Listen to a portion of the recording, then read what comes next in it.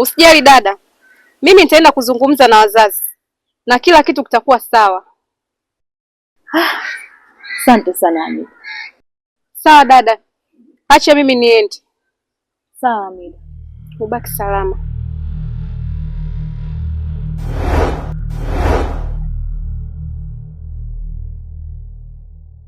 Afadhali.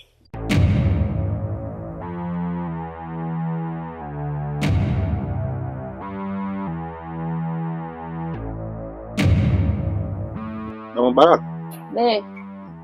Kumbe uko nje hapa mke wangu? Vipi? Safi tu mume wangu. Kama nilikuwa ndani nasikia kama unaongea na mtu vile. Ulikuwa unaongea na nani? Mume wangu. Huyo Zubeda alikuja hapa. Akawa ananiwakia, akanibwatiza hapa. Ungewahi kidogo tu kutoka huko ndani ungemkuta. Yaani mimi nashinda hata kumuelewa yule dada ananitafuta nini kwenye maisha yake. Kwa sababu amekuja na mada zake hata sio za msingi. Ana kazi ya kuniwakia tu. Kaondoka zake huyo. Yaani mume wangu ninavyokuambia Zubeda sio mtu mzuri kabisa. Hata yale mambo yaliyotokea shambani. Huyo wote ni Zubeda. Zubeda ni mtu hatari sana. Yaani mimi namjua Zubeda vizuri. Yaani ana mambo ya ajabu sana Zubeda.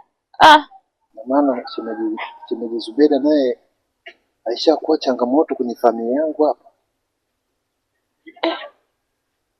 Sasa mke wangu, tuachane na hayo masuala ya shemeji Zubeda. Vipi kuhusu masuala yetu kule shambani? Majuzi tumeenda shambani mke wangu. Tumefika shambani tu, nataka kuonesha shamba la 3 la migomba. Nashangaa mke wangu umeniachia ndara. Mama Baraka. Yaani hata yale mambo ya shambani yaliyotokea, mimi nina uhakika yule Zubeda ndo ananifanyia vitu vya ajabu hivyo, vituko vinitokee. Sio bure. Unasema? Yaani huyo Zubeda ndo ananifanyia vituko vinanitokea. Yaani mimi nionekane kama nimechanganyikiwa, kumbe sijachanganyikiwa, niko sawa. Yote tu kwa sababu anakutaka wewe. Mimi Zubeda namjua michezo yake. Zubeda ana michezo ya ajabu, ana michezo ya hatari, ndo kama hivyo anavyofanya. Mke wangu. Basi kama ni hivyo, haina shida mke wangu. Mimi kwa hilo nimelipokea. Umeniambia kwamba shemeji Zubeda ndo anahusika 1 2 3, hilo nimelipokea mke wangu. Kwa sababu sasa hivi nawahi kwenda shambani. Acha mimi niwahi kwenda shambani mke wangu. Maana unajua shamba na mimi na shamba. Basi sasa mume wangu wewe kuwa makini tu. Yaani hata ukutana naye uko njiani, hata salamu usimpe, muache apite na mambo yake, na mambo ya ajabu sana. Mimi naogopa nisije nikakupoteza bure mume wangu. Baki salama mke wangu. Aya mume wangu. Ila usisahau ukikutana na Zubeda kaa naye mbali, pita naye mbali. Usiwe na ukaribu kabisa. Nimekuelewa mke wangu. Na maana huyu Zubeda naye ameshakuwa changamoto kwenye familia yangu hapa. Kwani mke wangu ananiambia hivi mara hivi? Mbona nakuwa sielewi? Wewe chakuwa gumzo. dawa yako inachemka muda si mrefu. Takuonyesha kazi.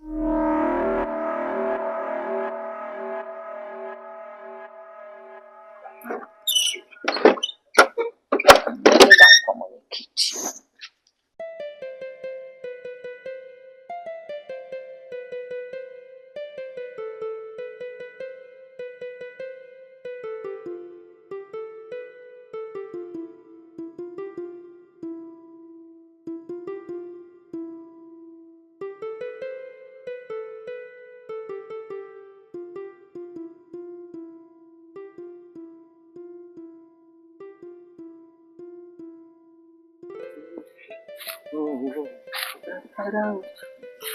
Sekela. Sekela. Matingo. Sekela wa Sekele. Vipi? Safi. Na ndo kutoreza maji bwana. Si unajua tena. Maji ndio kila kitu. Tena kwa tulivyoonana. Maana nilikutana na Zubeda. Yupo hai. Jioni ya siku ile ile ambayo mimi nilikuwa natoka mnadani narudi nyumbani. Anakutafuta vibaya mno. Kwani wewe Zubeda umjui? Zubeda yule achana naye, yani Zubeda akiwagana kazi hapa kijijini, utaona anatembea mtambaswala yote, yani kila chochoro za kwake. Polini kote utakutana na Zubeda. Sasa yule achana naye, yule ana mambo yake mengine ambayo yeye mwenyewe anajua anamsibu. Vipi kuhusu kutembea na Tunu?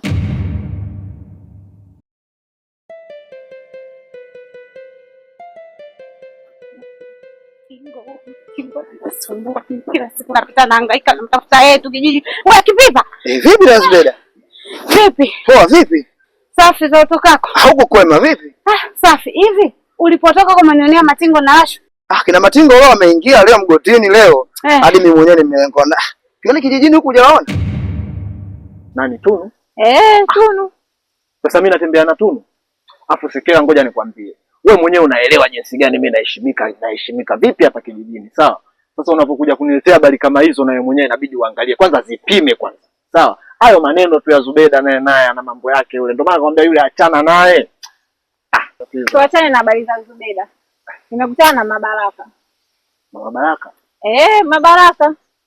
Alikuwa anatokea kwa mwenyekiti. Sijui anaenda kufanya nini. Ila ninavyohisi itakuwa ni lile swala la Ashu. Na nilikwambia ndugu yangu Matingo. Tena mshaanza. Sekela, mshaanza wanakijiji wa hapa. Sasa mambo ya Ashu yanahusika vipi tena? Ngoja nikwambie, hizo habari zilishakwisha kitambo. Hapo wanakijiji hapa Mtambaswala wengi wanapenda sana kucheza mechi ambazo haziwahusu wala nini. Ngoja nikwambie, sawa? Mambo ya Ashu yalishapitaga kitambo. Wewe kama umemwona Mama Baraka anaenda kwa mwenyekiti, sio anaenda kwa mjumbe, si kwa nani? Yeye anaenda kufuatilia mambo ya kwake mwenyewe anayajua. Sawa? Lakini sio mambo ya nini, mambo ya Ashu wala nini wala nini. Hao mambo yashapitaga kitambo Sekela. Hata sijaona kijiji ndo anapita huko naenda namtafuta. Vipi lakini? Mbona muulizia kila siku Matingo kwenye kijiji? Yaani laiti ungejua huyo Matingo ananitesa nafsi yangu. Wewe niache tu kipipa rafiki yangu. Niache mimi nikamtafute huko Matingo. Bwana Zubeda lakini. Sintamuna huko. Matingo.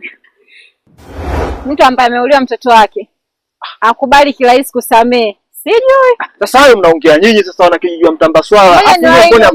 Mbona mjuangi kuyamaliza mambo nyie? Ndio nakwambia mwenye kilanga aliliwi. Wewe ni wewe nyumbani. Hayo unayaongea wewe. Wanakijiji hapa rafiki yangu mnapenda sana kuyazuazua nyie.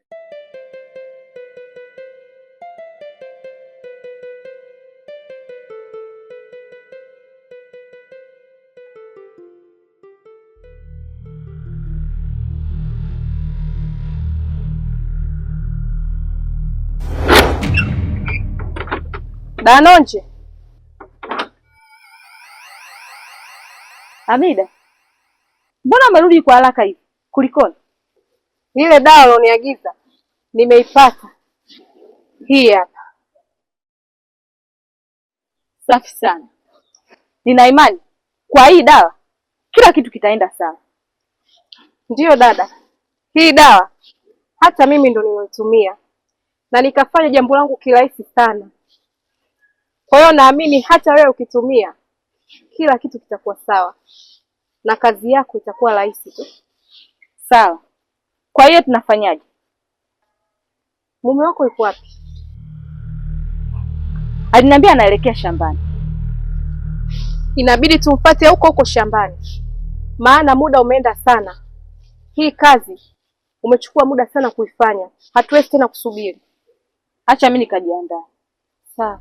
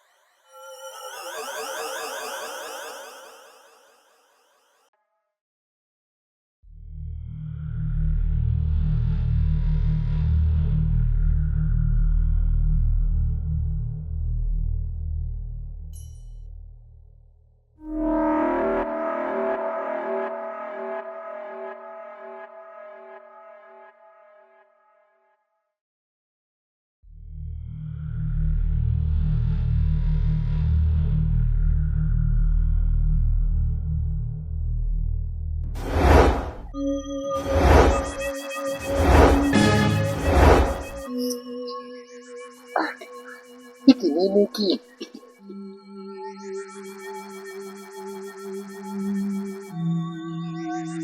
Mbona kichwa kinaniuma hivi? Una nini? Mbona kichwa kinaniuma hivi?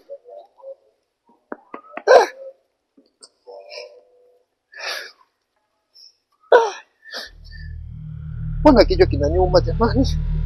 Una nini?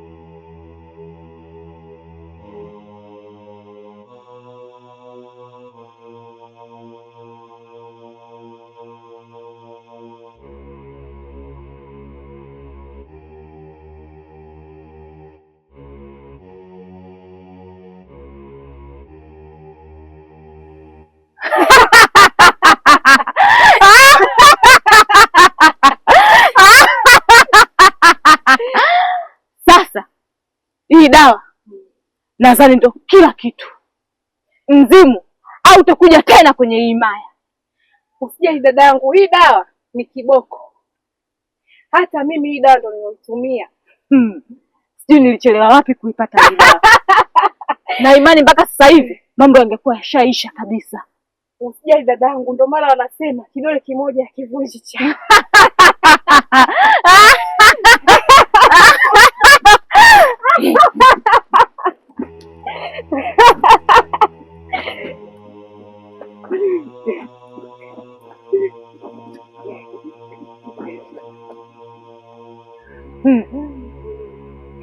Tunaweza tukaenda sasa.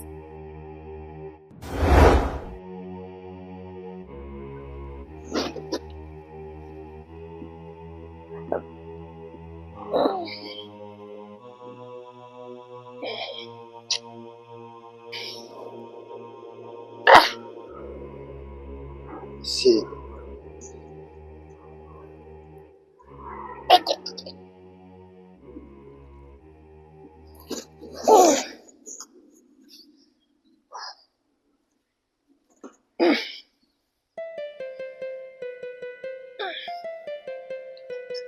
Si, mbona leo nimechoka sana hivi? Yaani mwili wangu leo si uelewelewi. Ngoja niende nyumbani kupumzika, maana naona leo na mwili wangu si uelewelewi.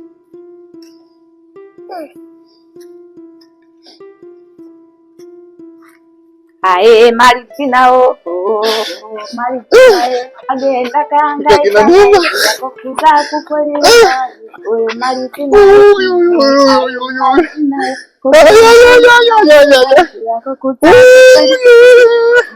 kichwa kinaniuma.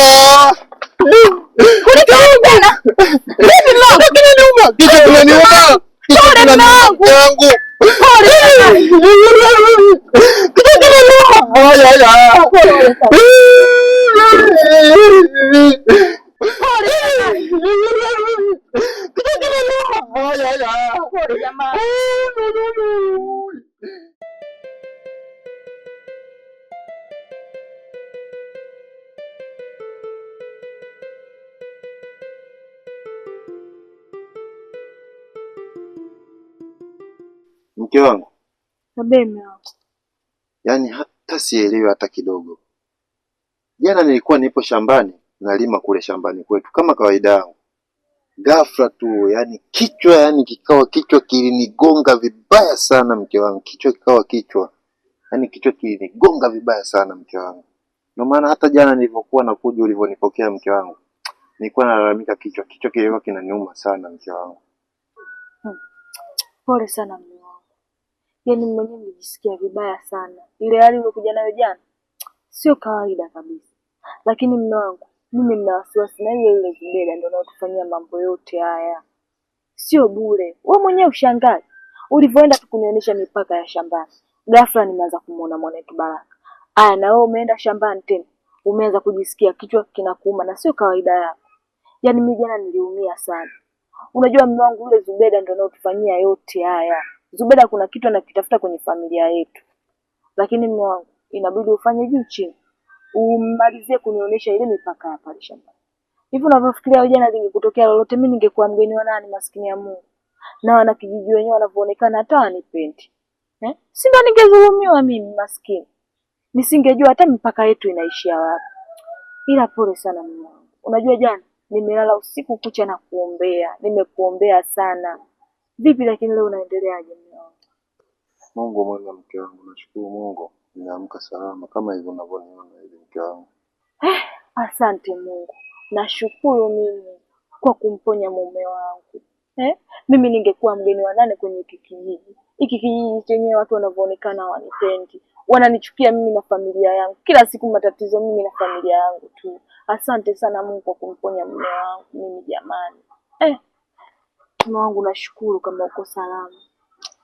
Sawa mke wangu, mimi niko poa tu. Sasa leo sitoenda shambani mke wangu, yaani maana mwili wangu nasikia toka jana, yaani nasikia mwili wangu umechoka maana mpaka sasa hivi, yaani mwili wangu kama unavyojua mke wangu sitoenda shambani. Acha nipumzike kwanza, ila kesho tutaenda shambani kuangalia mazao yetu. Basi sawa mume wangu, mimi nitafurahi kama tutaenda kuangalia mashamba tukakagua vizuri yote kwa pamoja, itakuwa vizuri. Jipumzishe hapa, mimi ngoja nikamalize jikoni kupika. Basi sawa mke wangu, hamna shida.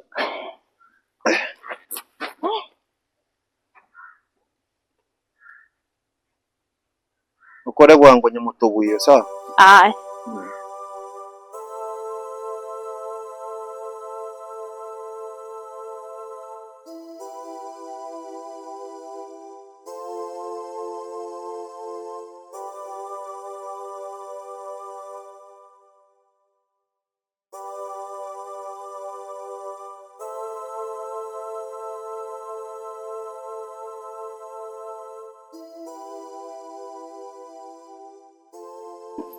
Matingo. Zubeda. Eh. Afadhali Zubeda umekuja rafiki yangu. Yaani bora umetokea mshikaji wangu. Hivi Zubeda? Ngoja kwanza. Hivi kuna haja gani ya wewe Zubeda rafiki yangu? Vitu tunavyoongea mimi na wewe uanze kupita hii mtambaswala yote. Kila unayekutana naye unamwambia. Sikiliza nikwambie. Mimi nimekutana na Sekela kule kisimani kule. Sawa? Maneno aliyoniambia Sekela, unajua ilibaki na mshangaa. Hadi nikaanza kujiuliza, ina maana Zubeda inakuwaje tena kamfikishia na huyu kwa Sekela yanafikaje? Unanichanganya Zubeda. Yaani unanichanganya. Mbaya zaidi, yaani bora hata ungekuwa unapita, unatembea, unaongea, unaniulizia mimi tu kawaida, Matingo yuko wapi sawa. Lakini sasa mambo ya Tunu sijui nini, mara sijui nabananishana na Tunu. Haya mambo yanakujaje rafiki yangu Zubeda? Matingo, mimi sijaongea chochote kuhusu wewe. Nilikutana tu na Sekela hapo, nikamuulizia hivi huko ulikotoka umekutana na Matingo? Si unanielewa hapo? Akanambia nimekutana na Matingo na Lashu kijijini kope. Mimi kutafuta kwa wema tu, ni mapenzi yangu ndo anafanya mimi nikutafute Matingo. Kama rafiki yako kashakuwa huru hapa kijijini unazunguka naye, kwa nini mimi jibu langu linachelewa kupatikana? Kweli, Lashu yuko huru hapa kijijini. Na anatembea katika kila sehemu ya hiki kijiji chetu cha Mtambaswala. Sawa? Lakini sasa uhuru wa Lashu haimaanishi kwamba yeye tayari yuko huru moja kwa moja hapa kijijini na sisi tukakaa tukabweteka. Hapana. Sio hivyo. Sawa? Kwa sababu sisi wote hapa wana kijiji Mtambaswala tunaelewa kabisa mzee Kasongo hayupo. Kwa hiyo hapa wote kabisa tunasubiria jibu la mzee Kasongo atakaporudi, kwa sababu lengo ni kujua muuaji ni nani kwa jina. Sawa? Yaani tumjue kabisa muuaji huyu. Kwa hata ule uhuru wake aliokuwa nao yeye pale sasa hivi upo tu, lakini mpaka pale atakapojulikana muuaji nani. Sawa basi Matingo, mimi nimekuelewa. Umenielewa? Mimi sikukatalii hilo. Mzee Kasongo kwa sasa hayupo. Na rafiki yako kijiji kizima anazunguka na kila mtu anamuona. Nipe jibu langu tu, alafu wewe mengine mzee Kasongo atakaporudi tutajua muuaji nani. Kwa sasa kuna yuko huru Lashu. Sasa ndo hilo, una haraka sana. Yaani unapenda sana kurusharusha moyo wako. Sasa angalia unaharakia kwenye jibu. Sikiliza Zubeda, hata Yesu jibu. Sawa? Mimi nilichokuwa nakitaka ni rafiki yangu yeye awe huru na sio uhuru huu aliokuwa nao sasa hivi. Tumjue muuaji ni nani. Na hicho kitu ndo nilikuwa nakitaka kutoka kwako pia Zubeda. Haya mambo yetu yanahitaji mioyo yetu tuipe nafasi. Kwanza tujaribu kujipa muda. Sawa? Umesikia? Yaani ndani ya siku 2 hizi, yaani hata usijali. Mimi nitakutafuta na kila kitu kitaenda sawa. Au sio? Mambo yataenda hivi. Lula, wewe niamini mimi. Sawa? Wewe nipe siku 2 tu. Sawa? Jibu lako litalipata na kila kitu kitaenda sawa. Wewe baki na amani ya moyo wako bwana. Au sio? Unajua mimi nakupenda eti. Nateseka sana nafsi yangu. Ndio maana nazunguka kijiji kizima asubuhi, mchana, jioni, Matingo ni mapenzi. Sawa Zubeda, kwanza tufanye hili kwanza lipite. Ndani ya siku 2 mimi nimekuahidi nitakutafuta na kila kitu kitaenda sawa. Sawa sana. Hata usijali bwana Zubeda. Haya Matingo, naenda. Poa. Haya.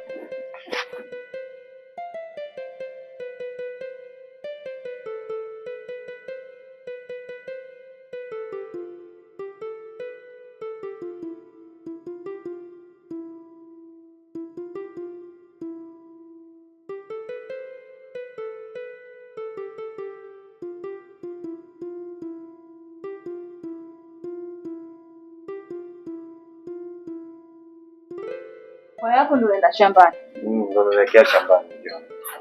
Basi haina shida, na mimi acha niende zangu katike maji. Basi sawa.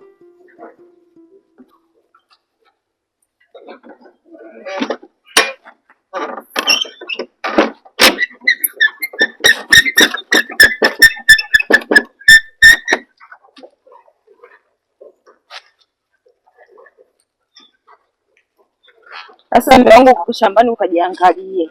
Yaani uangalie kabisa.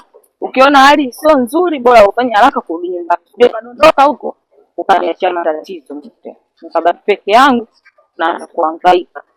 Basi sawa mkaliwane nikuobolile.